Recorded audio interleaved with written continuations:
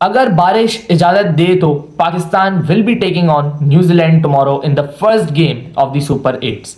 Colombo R Premadasa में ये match है, लेकिन कोलंबो की सूरत हाल आज के दिन वेदर के लिहाज से कुछ अच्छी नहीं थी, बिकॉज पूरा दिन सुबह से लेकर शाम तक बारिश लगी रही है, हैवी थंडरस्टॉर्म के साथ बारिश लगी रही है। अभी रात के टाइम भी बारिश चलती जा रही है ऑन एंड ऑफ, एंड पूरे ग्राउंड को कवर किया हुआ है इस वक्त जहां पे पाकिस्तान ने कल खेलना है all important game against the New Zealand. So high chances ये भी है कि मैच अबेंडेंट होता हुआ हमें दिख सकता है। एंड आपको पता है जब मैचेस अबेंडेंट होते हैं तो टूर्नामेंट के कॉन्टेक्स्ट के ऊपर कितना बड़ा फर्क डालते हैं, पॉइंट शेयरिंग की वजह से कितना बड़ा फर्क आता है रिजल्ट पे, टूर्नामेंट के आगे टीम्स जो जाती हैं उसके ऊपर कितना बड़ा फर्क आता है। सो सारी चीजें, सारा कॉन्टेक्स्ट ऑफ द टूर्नामेंट बिल्कुल चेंज हो जाता है अगर बारिश होगी। सो लेट्स होप जैसे इंडिया के मैच के अंदर बारिश दूर रही थी, हमारे मैच के अंदर भी बारिश वापस से दूर रहे, ताकि हमें एक प्रॉपर क्रिकेटिंग गेम देखने को मिले अगेंस्ट द न्यूजीलैंड। हम लोग प्रॉपर चेज कर पाए चीज़ों को, जो हमारे हाथ में चीज़ें हैं वो हम लोग बेहतर कर पाए as a team. And then let's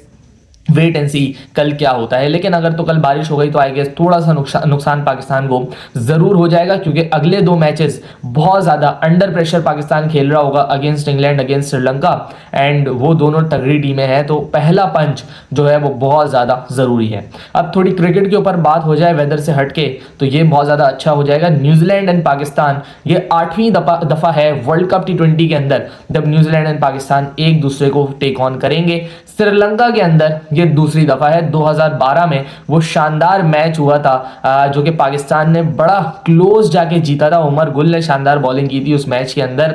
वो नासिर जमशेद का 27 बॉलों पे 50 आया था उस मैच में। He was the man of the match as well. बचपन की मेमोरी है, 7-8 साल के थे एंड वो मैच देखा था, बड़ा शानदार वो मैच था। पाकिस्तान बहुत क्लोज जाके जीता था। Ross Taylor was in red hot form. उससे एक साल पहले टेलर ने हमारे खिलाफ 50 ओवर के वर्ल्ड कप में सेंचुरी भी लगाई थी। सो वो सारी की सारी चीजें याद हैं आज तक। फिर उसके बाद मोहाली में नेक्स्ट वर्ल्ड कप में जब मैच हुआ न्यूजीलैंड एंड पाकिस्तान का, वहां पे न्यूजीलैंड ने मैच जीता था हमसे। शर्जील खान की शानदार ब्लिस्टरिंग ओपनिंग पार्टनरशिप थी वहां पे। 5.5 ओवर में उन्होंने 65 रन कर दिए थे। 180 और हम लोग चेस कर रहे थे शाहिद अफरीदी की कैप्टनसी में, बट अनफॉर्चुनेटली वो हम लोग नहीं कर पाए थे, टूर्नामेंट से बाहर भी हो गए थे उसके बाद हम लोग।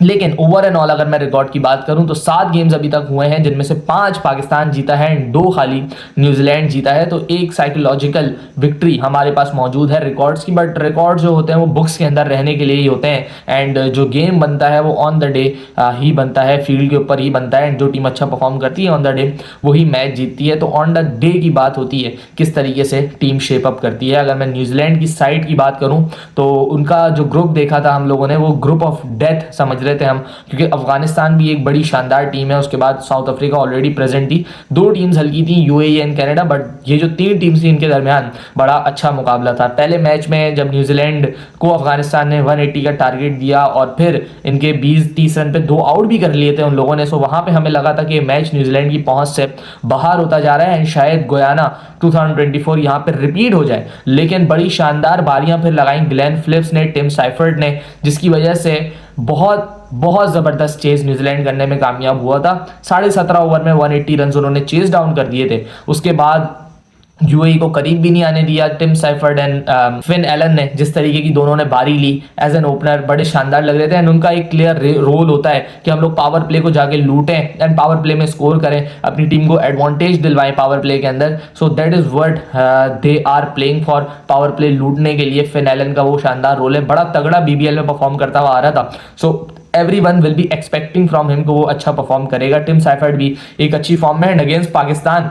तो मतलब न्यूजीलैंड ने रिसेंट डेज के अंदर बहुत खेला है। एंड टिम साइफर्ड हो गया, भले फिन एलन को आप देख लें, चैपमैन को देख लें, ये सारे वो प्लेयर्स हैं जिन्होंने पाकिस्तान के खिलाफ रेगुलरली खेला भी है और पछाड़ा भी है पाकिस्तान को, परफॉर्म किया, भले वो एट होम हो या भले वो इन पाकिस्तान हो, दोनों जगह पे परफॉर्मेंस दी है। एंड मार्क चैपमैन आज जब प्रेस कॉन्फ्रेंस के अंदर भी आए थे तो उनका कहना यही था कि पाकिस्तान एक ऐसी टीम है जिनको हमने ओवर द ईयर्स बार बार खेला हुआ है। So we know what they can come up with, what plans they can make against us. So बड़ा अच्छा मैच होगा। 2 टीम्स ऐसी हैं कि दोनों एक दूसरे को अच्छा जानती हैं।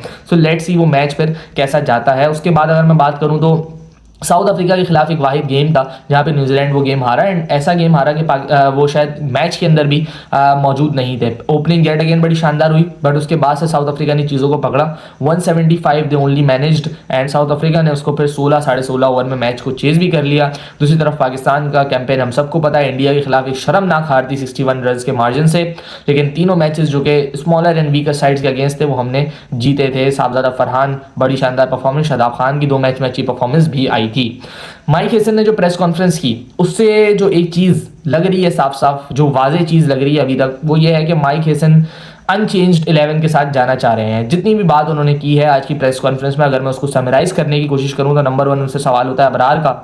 वो ये कहते हैं कि हमारे पास ऑलरेडी 6 स्पिन बॉलिंग ऑप्शंस थे जो बार बार हम यूटिलाइज कर रहे थे, और इतने स्पिनर्स आई डोंट फील हम लोग करना चाह रहे हैं, और हमारी बॉलिंग वन डायमेंशनल हो रही थी, इस वजह से हमने अबरार को बाहर निकाला। एंड अगर हमें लगेगा तो हम लोग फिर उसको मैच देंगे, लेकिन कंफर्म नहीं किया। सो जो उन्होंने घुमा फिरा के बातें बोली उससे मुझे तो यही लग रहा है कि Abrar will not be playing tomorrow game. उसके बाद उनसे जब बात हुई कि आपके जो ऑलराउंडर्स हैं बहुत सारे खेल रहे हैं, बिट्स एंड पीसेस वाले प्लेयर्स हैं, ये आपको थोड़ा हर्ट कर सकते हैं इन द टूर्नामेंट, तो फिर भी उन्होंने बात थोड़ी घुमा फिरा के उस पॉइंट को इग्नोर करते हुए जवाब दिया कि T20 क्रिकेट में ऑलराउंडर्स जो है वो बहुत ज़रूरी हैं। फिर शादाब की परफॉर्मेंस गिनवाने लग गए, एंड फिर नवाज़ के बारे में बोलने लग गए इस तरीके से कि वो लोग प्रॉपर बॉलर्स हैं उनके कहने के मुताबिक। फिर उसके बाद सवाल होता है कि नसीम या शाहीन इनमें से कोई हमें दिख सकता है, तो इस वक्त उन्होंने बोला कि नसीम और शाहीन ये जो बॉलर्स हैं ये फास्ट बॉलर्स इस तरीके के हैं कि इनकी अभी हमें ज़रूरत नहीं है। जिस तरीके का विकेट खेल रहा है स्पिनर्स की ज़रूरत है, एंड जब भी हम लोग फास्ट बॉलर्स खिलवाते हैं तो वो अपना कोटा भी पूरा नहीं करते हैं 4 ओवर्स का, तो इसकी वजह से I don't feel they are needed. Salman Mirza के बारे में सवाल हुआ तो सलमान मिर्ज़ा का उन्होंने बोला वो बड़ा अनलकी रहा था कि वो गेम 2 एंड 3 नहीं खेल पाया, लेकिन अभी वो कंटिन्यू करेगा। तो बॉलिंग लाइनअप में मेरे ख्याल से तो नसीम को अंदर लेके आना चाहिए था फ़हीम अशरफ की जगह, बिकॉज फ़हीम बहुत ज़्यादा अंडर यूटिलाइज था। 2 ओवर उन्होंने पिछले मैच में किए, लेकिन उसके अलावा उन्होंने कभी बॉलिंग नहीं की, एंड बॉलिंग पावर प्ले के अंदर फ़हीम की उतनी खास नहीं है जितनी नसीम की। Obviously Naseem is a proper bowler, Faheem एक बिट्स एंड पीसेस है, आधा बॉलर आधा बैटर। सो इस तरीके के माइक हिसन की साइकोलॉजी यही है कि ऑलराउंडर के ऊपर बहुत ज़्यादा एम्फोसाइज किया हुआ है, लेकिन मेरे ख्याल से अगर नसीम शाह को लेके आए तो बहुत ज़्यादा एडवांटेज यहाँ पे मिल सकता है। पिछला मैच जो यहाँ पे हुआ वो आपने देखा होगा, श्रीलंका वर्सेस जिम्बाब्वे था। जिम्बाब्वे ने कितना एक्सपर्टली, कितना आसानी के साथ वो चेज डाउन किया 178, एंड उन्होंने बताया कि यार यहाँ पे चेज जो है वो मुश्किल ज़रूर है लेकिन नामुमकिन नहीं है। एंड जिस तरीके से जिम्बाब्वे ने उसको चेस किया तो वो मुश्किल भी नहीं लगा, बड़ा कैलकुलेटेड खेला बेनेट, उसके बाद रजा ने बड़ी शानदार बारी ली, तो each and everything was perfect. और हमें सीखना चाहिए उनके बैटिंग जिस तरीके से उन्होंने की है कि एक बैटर ने एंड को होल्ड किया एंड दूसरे बैटर्स उसके अराउंड खेले एंड वो मैच जीते। सो ये चीज़ हमें भी देखनी चाहिए। फिर माइक हेसन से बाबर आजम के बारे में, बैटिंग ऑर्डर के बारे में सवाल होता है, तो बाबर के बारे में उन्होंने बड़ा क्लियर किया कि हम लोग उसको मिडिल ऑर्डर के रोल में लेके आए हैं, और एज एन ओपनर उसकी 100 से भी नीचे की average in T20 eyes, average बोल रहा हूँ 100 से नीचे का भी स्ट्राइक रेट है उसका इन T20 आई, तो हम लोग उसको ओपन करते हुए नहीं देख रहे हैं, वो हमारी नीड नहीं है। So he has been clear about Babar Azam, तो अगर वो खेलेगा तो आपको 2 डाउन ही खेलता हुआ नजर आएगा। इसके अलावा ये भी बोला कि बाबर ने खुद भी रियलाइज़ किया था लास्ट मैच के अंदर कि हाँ यार ये मेरी पोजीशन नहीं है, इस वजह से शादाब को भेजा गया। सो पूरी की पूरी प्रेस कॉन्फ्रेंस को अगर मैं कंक्लूड करूं तो वो अपने डिसीजंस को बैक करते हुए नजर आए हैं, एंड ये बोलते हुए नजर आए हैं कि यार अभी जो हम लोग टीम खिला रहे हैं वो एक सेम कॉम्बिनेशन के साथ हम लोग नेक्स्ट मैच के अंदर उतरेंगे। अगर मैं लुबे लबाब इसका जानना चाहूं सो मोस्ट प्रोबेबली पाकिस्तान की सेम 11 होगी। उस्मान तारिक के बारे में सवाल किया गया कि वो आपका डिफेंसिव ऑप्शन है या अटैकिंग ऑप्शन है, सो उसके बारे में माइक हेसन का कहना था कि वो दोनों ही कर सकता है।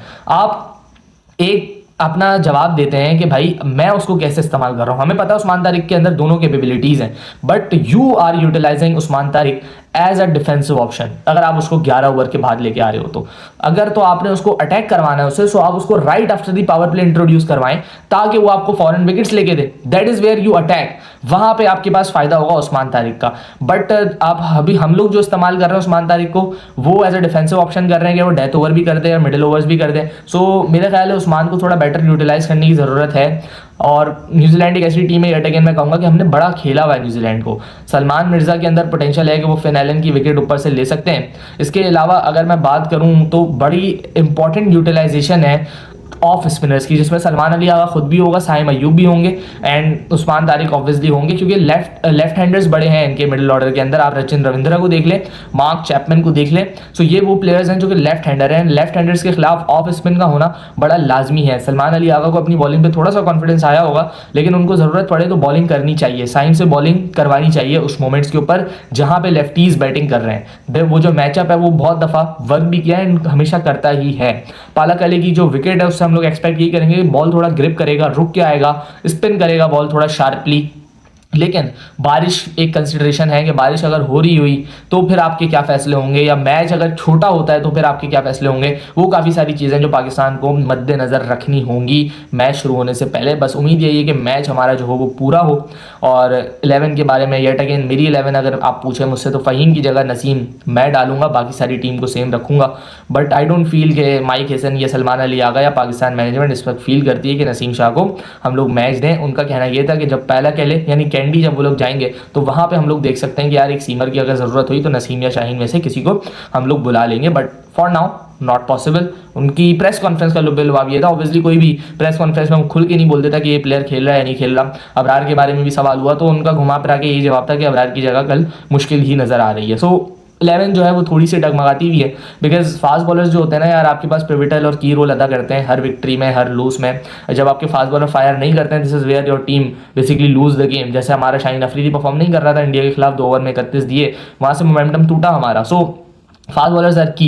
अगर नसीम नहीं खेल रहा है देन फ़हीम को बहुत बहुत ज़्यादा स्टेप अप करना पड़ेगा, आउट ऑफ द स्किन जाके बॉलिंग करनी पड़ेगी, तब जाके पाकिस्तान के लिए मैच बचेगा। सो लेट्स सी पाकिस्तान कैसा खेलता है। पहला पंच बहुत इंपॉर्टेंट है, पहला पंच जो टीम लगाएगी वो फिर सुपर 8 अच्छा खेलेगी इंशाल्लाह। अगर पाकिस्तान जीता है कल तो फिर आपके पास सेमीफाइनल्स के लिए चीज़ें हमवार हो जाएंगी। सो अभी मैच बाय मैच चलें, सेमीफाइनल को अभी छोड़ दें, दिमाग से निकालें। इंशाल्लाह न्यूजीलैंड को हरा के हमने कैंडी जाना है, वहाँ पे 2 तगड़े मैचेस हमने खेलने। सो वहाँ पे ज़रूरी है कि हम लोग मोमेंटम अच्छा लेके जाएं। सो लेट्स होप पाकिस्तान यहाँ पे मैच जीते, अपनी वो जो यादें हैं इस आर प्रेमदासा से इसको अच्छा करें, क्योंकि इंडिया के मैच के बाद वो यादें थोड़ी सी तल्ख हो गई हैं, लेकिन उनको अच्छा करने की ज़रूरत है। लेट्स होप पाकिस्तान अच्छा परफॉर्म करे कल के दिन। मिलते हैं किसी और वीडियो में, अपना ख्याल रखिएगा। अल्लाह हाफ़िज़।